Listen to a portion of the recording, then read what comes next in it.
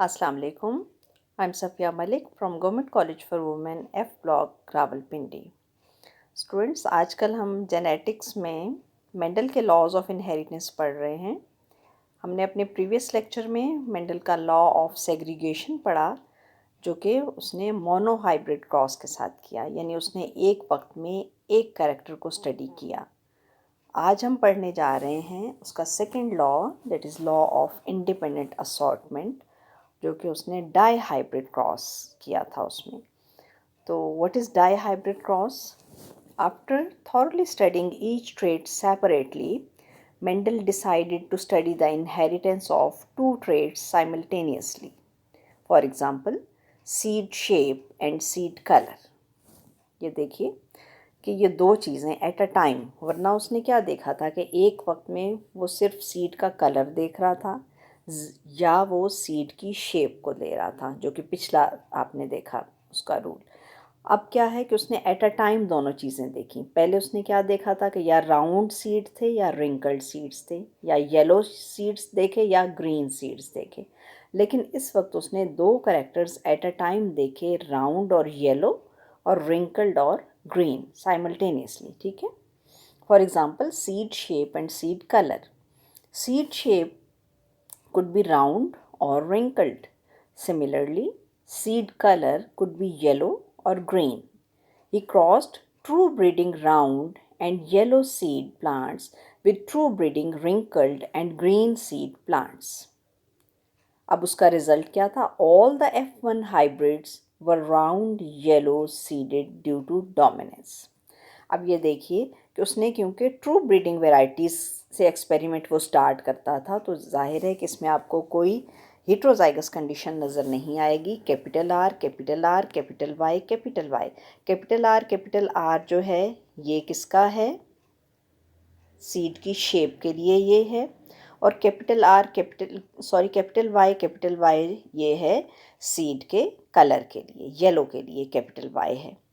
ये देखिए, ये दोनों करेक्टर एट अ टाइम हैं और दोनों होमोजाइगस हैं और डोमिनेंट हैं। जबकि रिंकल्ड में क्या हुआ? स्मॉल आर ये रिंकल्ड के लिए है और स्मॉल वाई ग्रीन के लिए है। अब रिंकल्ड और ग्रीन दोनों रिसेसिव करेक्टर्स हैं, यानी उसने एक प्योर डोमिनेंट को एक प्योर रिसेसिव के साथ क्रॉस करवाया। तो F1 जनरेशन जो थी उसमें क्या हुआ कि जाहिर है कि ये वाला जो राउंड और येलो है, इसके तमाम गेमीट्स कैपिटल आर और कैपिटल वाई के थे। रिंकल्ड और ग्रीन के तमाम गेमीट्स स्मॉल आर और स्मॉल वाई के थे। और इन दोनों की जब मेटिंग हुई तो F1 जनरेशन में capital R, capital Y, small Y, ये क्या है कि ये हीट्रोजाइगस कंडीशन आ गई है अब इस F1 जनरेशन में। लेकिन फिनोटिपिकली अगर आप बात करें तो फिनोटिपिकली ये जो F1 जनरेशन आई है ये राउंड भी होंगे और येलो भी होंगे, क्योंकि इनमें कैपिटल आर भी है और कैपिटल वाई भी है। कैपिटल आर की मौजूदगी में स्मॉल आर जो है वो अपना इफ़ेक्ट शो नहीं करेगा और कैपिटल वाई की मौजूदगी में स्मॉल वाई अपना इफ़ेक्ट शो नहीं करेगा। ठीक है, ये उसके पास F1 जनरेशन आई है। अब उसने क्या किया है कि F1 को सेल्फ फर्टिलाइज़ करवाया है। F1 को सेल्फ फर्टिलाइज़ कैसे कराया है कि F1 में से ही एक मेल प्लांट लिया है और F1 से ही फीमेल प्लांट लिया है। जब उसने F1 को सेल्फ फर्टिलाइज़ करवाया है तो उनके जो गेमीट्स बने हैं वो देखिए कैसे हैं। मेल भी इसी तरह के और फीमेल भी इसी तरह के बनेंगे। कैपिटल आर, कैपिटल वाई, यानी पहले दोनों डोमिनेंट, फिर एक डोमिनेंट के साथ एक recessive, capital R, small R, capital Y and small R, small Y. ठीक है, ये इस तरह के गेमीट्स बने हैं इसमें। ये आप समझ सकते हैं इसको कि ये कैसे हैं। ये मेल गेमीट्स हैं और इसी तरह से फीमेल भी दूसरी साइड पे होंगे। ये आप देख लीजिए। अब इस तरह से आपको जिस तरह से मैंने उस दिन चेकर बोर्ड या पुणे स्क्वायर बनाना बताया है, तो उसमें उस दिन हमने 4 बनाए थे ये स्क्वायर्स। लेकिन आज क्योंकि ये 2 कैरेक्टर्स को एट अ टाइम स्टडी कर रहा है तो 4 टाइप के गेमीट्स बन रहे हैं। जब 4 टाइप के गेमीट्स बनेंगे तो जाहिर है कि एक बड़ा स्क्वायर बनेगा। 4 टाइप के गेमीट्स एक तरफ लेने हैं, 4 टाइप के गेमीट दूसरी तरफ लेने हैं, तो टोटल आपको जो बॉक्स बनाना पड़ेगा उसमें 16 आएंगे। ठीक है, 16 आपको पोर्शन इसके बनाने पड़ेंगे। तो ये जो 16 पोर्शन है इसकी आप फिलिंग कैसे करेंगे, ये देखिए कि एक साइड पे आप मेल गेमीट लेंगे, capital R capital Y, capital R small R capital Y and small Y. इसी तरह से फीमेल गेमीट आप दूसरी साइड पे ले लेंगे, वो भी बिल्कुल इसी तरह से बनेंगे, capital R capital R small R capital Y and small R small Y. अब इसकी फिलिंग जिस तरह से मैंने आपको पिछला जो लॉ समझाया है, जिस तरह से आपको बताई थी कि इनको आपस में अगर आप पहली वाली जो लेते हैं, पहले को पहले के साथ करें, capital R capital Y capital Y. अब फिर फर्स्ट वन को ऊपर वाले सेकंड के साथ करें। ठीक है, जो एक साइड वाला है उस ये जो साइड पे जो फीमेल गेमीट हम कह रहे हैं, इसको आप मेल गेमीट का जो सेकंड वाला है उसके साथ करें सेकंड पोर्शन को फिल करने के लिए, capital R capital Y small Y. अब आप फिर फर्स्ट वन को लेके तीसरे के साथ करेंगे, कैपिटल आर कैपिटल वाई।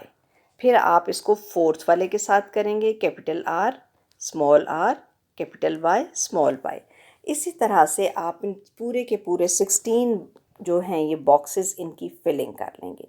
जब इन 16 बॉक्सेस की आप फिलिंग करेंगे तो फिर उसमें आपको कुछ पेरेंटल कॉम्बिनेशन के अलावा कुछ नए कॉम्बिनेशंस नज़र आ रहे हैं। ये देखिए कि इसमें येलो और राउंड सीड्स नज़र आ रहे हैं, जिनमें कैपिटल आर कैपिटल वाई हो सकता है होमोजाइगस, या वो हीट्रोजाइगस भी हो सकते हैं। जब कैपिटल आर के साथ स्मॉल आर आएगा या कैपिटल वाई के साथ स्मॉल वाई आएगा तो भी वो राउंड और येलो ही होंगे, यानी हीट्रोजाइगस कंडीशन में हो या होमोजाइगस कंडीशन में हो। अगर आप उनकी फिनोटिपिक रेशो की बात करेंगे तो वो आपको राउंड और येलो ही नज़र आएंगे। ठीक है, तो वो आप काउंट कर लीजिए कि आपको इस बॉक्स में कितने नज़र आ रहे हैं, 1 2 3 4 5 6 7 8 9। ठीक है, तो ये है 9 राउंड और येलो। उसके बाद आप देखिए कि जो आपका दूसरा पेरेंटल कॉम्बिनेशन है वो कौन सा है, वो है रिंकल्ड और ग्रीन। तो रिंकल्ड और ग्रीन आपको कितने नज़र आएंगे, ये आप इसमें देखिए, वो आपको सिर्फ 1 नज़र आता है। रिंकल्ड और ग्रीन आपको सिर्फ 1 नज़र आता है। इसमें आपको 3 नए पेरेंटल कॉम्बिनेशन नज़र आएंगे, जो इसमें आपको इस डायग्राम में ब्लू कलर के बॉक्सेस और पर्पल कलर के बॉक्सेस में नज़र आ रहे हैं। ठीक है, कि ये जो पेरेंटल कॉम्बिनेशंस हैं वो अलहदा कलर से दिखाए गए हैं और जो नए कॉम्बिनेशंस बने हैं वो अलहदा कलर से दिखाए गए हैं। ये देख लीजिए, ब्लू में 3 ब्लू के नए कॉम्बिनेशंस हैं, यानी राउंड और ग्रीन, जो कि पेरेंटल कॉम्बिनेशन में तो नहीं था। देखिए, राउंड और ग्रीन नहीं था, पेरेंट्स तो सिर्फ राउंड और येलो और रिंकल्ड और ग्रीन थे। अगर आपके पास पेरेंटल कॉम्बिनेशन में राउंड और ग्रीन आ रहा है तो ये एक नया कॉम्बिनेशन है। इसी तरह से रिंकल्ड और येलो अगर आ रहा है तो ये भी एक नया कॉम्बिनेशन है। ठीक है, अब जितने ये सीड्स प्रोड्यूस हुए हैं F2 जनरेशन के, जब F1 के साथ फर्टिलाइज करवाया जाता है तो जो नई जनरेशन बनती है उसको F2 जनरेशन कहते हैं। तो seeds produced as F2 progeny were not only in the 2 parental combinations, that is round yellow and wrinkled green, but also in 2 new phenotypic combinations. ठीक है, तो clear cut 9-3-3-1 phenotypic ratios में आ रही है। ये देखिए कि ये phenotypic ratio आ रही है 9-3-3 और 1। राउंड और येलो 9 है, राउंड और ग्रीन 3 हैं, रिंकल्ड एंड येलो 3 हैं और रिंकल्ड और ग्रीन 1 है। तो अब ये जो शफलिंग ऑफ एलील्स हुई है गेमीट फॉर्मेशन के टाइम पे, इसको मेंडल ने किस तरह से एक्सप्लेन किया था अपने इंडिपेंडेंट असॉर्टमेंट के लॉ में, और उसने ऐसे कहा कि this is independent assortment of alleles into gametes. He concluded that the alleles for seed shape and color were not bound to remain in parental combinations forever. ठीक है, पेरेंटल कॉम्बिनेशन क्या था कि येलो और राउंड कैपिटल आर के साथ capital Y, लेकिन उसने क्या देखा कि नहीं, ये हमेशा ऐसे नहीं रहा।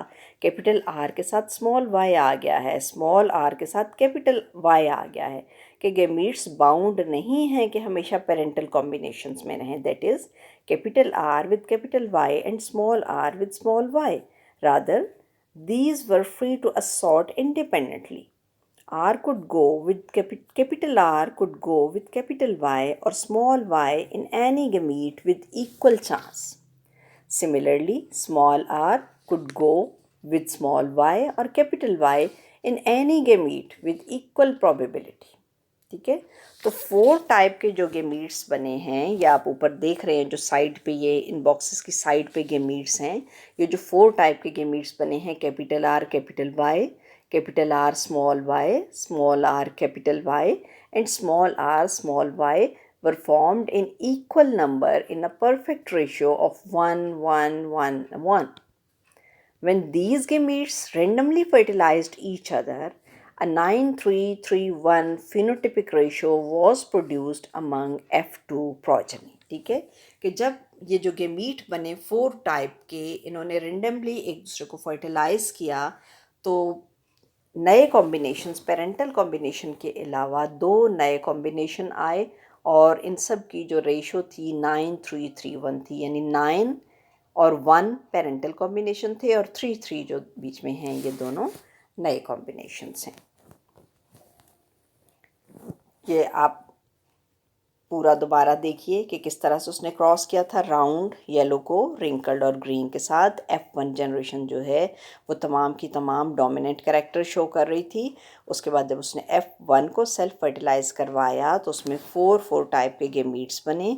फिर ये चेकर बोर्ड बनाने की, बेटा जितनी आप लोग प्रैक्टिस करेंगे उतने ही ईजिली आप गेमीट्स बना के इसकी फिलिंग, इस ये जो पूने स्क्वायर या चेकर बोर्ड है, इसकी फिलिंग बहुत ईजी है, लेकिन सिर्फ आपको इसके लिए प्रैक्टिस करनी पड़ेगी। ठीक है, तो उसके बाद फिर आप उसकी जीनोटाइप के लिहाज से उसकी फिनोटाइप का बता सकते हैं कि कौन सी है। और ये 4 टाइप्स हैं, ये 4 हैं फिनोटिपिक कॉम्बिनेशंस, ये F2 जनरेशन में। नेक्स्ट है प्रोबेबिलिटी, कि प्रोबेबिलिटी क्या है। It is the chance of an event to occur. Inheritance of seed shape is an independent event. In F2 offsprings of monohybrid cross, the independent chance for a seed to be round is 3/4 or to be wrinkled is 1/4. ठीक है, कि आप ये समझें कि अगर उसने जब एक कैरेक्टर को एक वक्त में स्टडी किया तो राउंड के आने के चांस 3/4 थे और रिंकल्ड के आने के चांस 1/4 थे, जो आपने पिछले उसके लॉ में पढ़ लिया कि 3:1 उसकी फिनोटिपिक रेशो आती थी। तो इसी तरह से अगर वो अलहदा से सीड के कलर को देखें, inheritance of seed colour is another separate event. The independent chance in F2 of monohybrid cross for a seed to be yellow is 3/4 और टू बी ग्रीन इज़ 1/4। ठीक है, इसी तरह से अगर उसने सिर्फ सीड के कलर को देखा है तो पिछला जो लॉ है उसके अकॉर्डिंगली येलो और ग्रीन का जो प्रोबेबिलिटी है या उसकी रेशो है आने की, वो 3:1 रेशो है कि 3:1 रेशो में येलो और ग्रीन आएंगे।